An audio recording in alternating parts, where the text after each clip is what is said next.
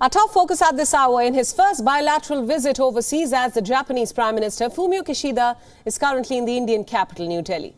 The Japanese Premier met India's Prime Minister Narendra Modi and both leaders discussed ways to boost economic and cultural ties between the two nations. It's important to note that this is the second such in-person meeting between the two leaders after both met last year on the sidelines of the Glasgow Climate Summit. Kishida is also attending the 14th annual India-Japan Summit, which marks 70 years of India and Japan's diplomatic ties.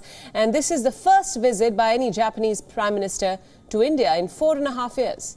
Earlier, Prime Minister Kishida, who became the Japanese Prime Minister in October last year, had visited India earlier in his capacity as the Foreign Minister of the country.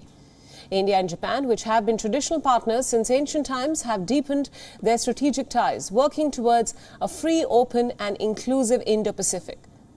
Strategic investments in the areas of security and defence in the modern era are also going to be discussed.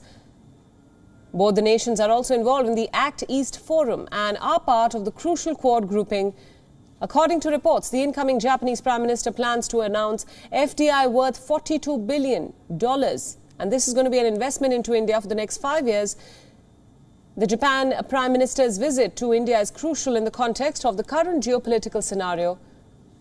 While other members of the Quad group have unequivocally condemned Russia for its invasion in Ukraine, India so far has maintained a nuanced stance. New Delhi has called immediate cessation. New Delhi essentially has called for the immediate cessation of violence and end to hostilities, saying that all differences can only be bridged through honest, sincere and sustained dialogue.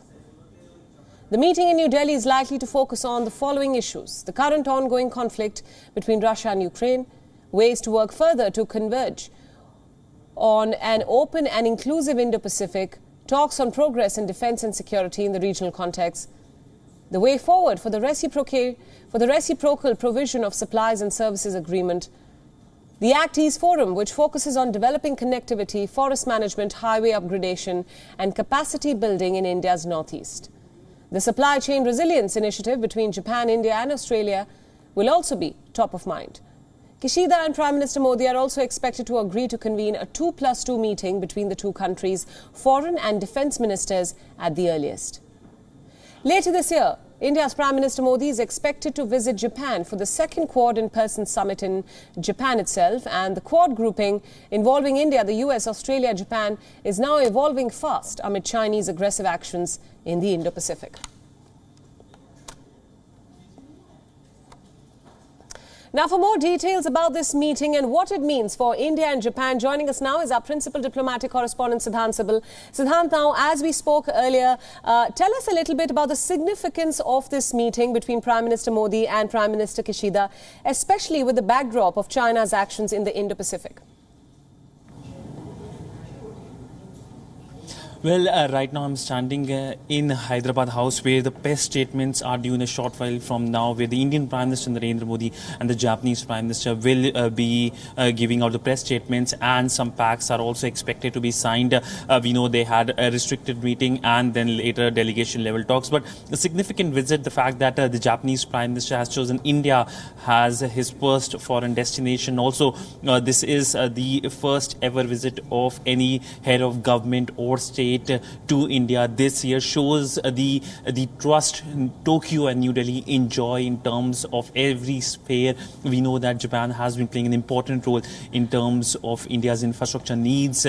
Bullet train is an example of that, and of course also on connectivity front as well. The Japanese have been playing an important role in the northeast when it comes to connectivity. But nonetheless, a very significant meeting in which investment will dominate the agenda. It is expected that the Japanese will announce almost 5 trillion yen of investment over 5 years here in India.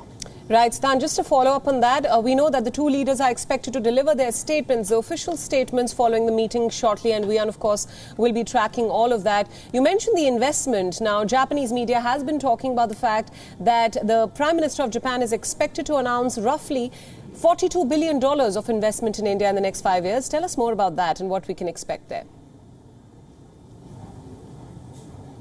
Well, that looks like a crucial announcement by the Japanese side during the visit, but nonetheless, investments have been part and parcel of Japan-India relationship. There are several Japanese companies here in India, and as part of increased people-to-people interaction, more skilled Indians are expected to go to Japan as part of a pact that was signed just last year. But not only investment, but infrastructure is going to dominate the agenda. We know that India and Japan have been talking about alternate connectivity projects and also projects in third countries like, for example, Sri Lanka or Kenya. These are the examples. So we do expect more such announcements being announced, and there will be, of course, a briefing by the Indian Foreign Secretary as well later in the evening here in Delhi. So that shows the significance of this visit, the in-person visit of the Japanese Prime Minister amidst, of course, challenges like the Russian invasion of Ukraine, the Quad, and, of course, Indo-Pacific, where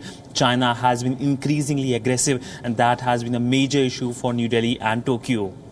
Right, absolutely. Siddhant, thanks so much for all those inputs. Joining us from Hyderabad House, we of course will be tracking all the updates once the two leaders take stage. Thanks for joining us. WION World is now available in your country. Download the app now and get all the news updates on the move.